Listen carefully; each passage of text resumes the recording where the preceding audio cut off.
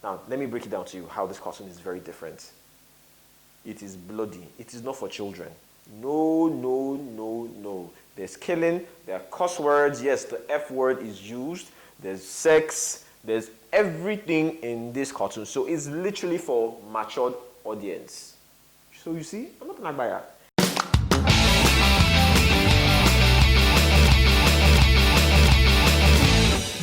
Hey guys, welcome to another new episode on Is This Any Good? I'm your host, Mr. Fuzz, skinny dude with the goatee. Anyways, on today's episode, I want to review the Harley Quinn TV show. Yes, Harley Quinn. It's an animated show, yes. And before you start saying Agbaya, you too like cartoon. Calm down, relax your nerves. Now let's get into it. Now basically, for those of you, I know some of you are pretty hyped about you saw the Suicide Squad movie that came out, was it 2 years ago? Yes, and obviously, I'm sure you saw Harley Quinn there, the Joker's girlfriend. Now, and I'm sure you're aware that there's another movie that's coming out this year, Birds of Prey, the Harley Quinn movie, where she has other cycles with her in the movie. Now, DC had decided to whet our appetite before the movie drops, and so they decided to release, it's basically a 22-minute episode series, per episode, 22 minutes, I think. So it's pretty short, but it's really nice, and there are about 10 episodes so far.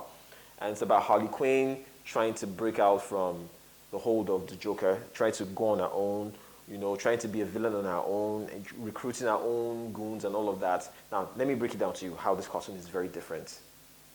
It is bloody. It is not for children. No, no, no, no. There's killing, there are cuss words. Yes, the F word is used. There's sex. There's everything in this cartoon. So it's literally for matured audience. So you see, I'm not an agbaya. Anyways, like I said, it has humor. The humor is one thing that is really, really nice. To be honest, I've not really been, when it comes to Batman's villains, I've not really been big on them, from the Dr. Freezes to the Jokers to the Riddler to Penguin to, to Harley Quinn. Harley Quinn obviously was literally on my list at the time, she was not even on my list. But after seeing her on Suicide Squad and then having to see how the, her own animated show, I think she's an amazing character. She's more or less like, she's bad, but at the same time, she's good. She's like, let me break it down. She's like maybe 70% bad and then 30% good. So she has that, she has that fight that she's trying to fight the balance and all of that. But it's an amazing, because like I said, I was a bit doubtful because, like I said, Harley Quinn is not really, when it comes to villains, Harley Quinn I never rated her as on top. But after watching the show, especially episode 1, I was blown away. And that's how I started watching episode 2, episode 3, episode 4, and now I'm on episode 10. And each show is amazing. Like, it's so lively, you don't get bored.